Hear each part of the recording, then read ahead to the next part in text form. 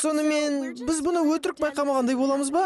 Принципе назар аудармасақ та болады, жай сұрағаным ғой. Рик, Мортиға Аннабеллені үйге әкелуге неге рұқсат бердің? Маған неге ренжисің? Ол өзі күшті деп тұрып алды. Түсінесің бе?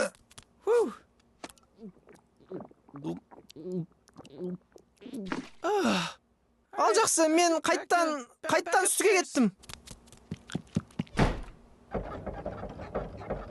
Болды, енді мен араласам. Жыныстық жетілуіне араласам дейсің ба? Сен оны үйтсең Ральф Финеске айналдырасың Ред Драгондағыдай. Оның жасында ондай болып тұрады. Одан шамақтан балам өсіп жатыр деп. Түсінбедім, сонда ол мақтануға тұрарлық зат па?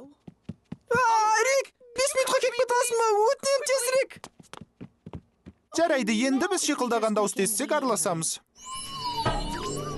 Секс роботты қайда тықтың, Морти? Осы ғой Гүлжанат. Ой, робот дегенімді. Ол шиқылдай бастады, өзгеріп сосын қашып кеткісі келді. Қызық екен.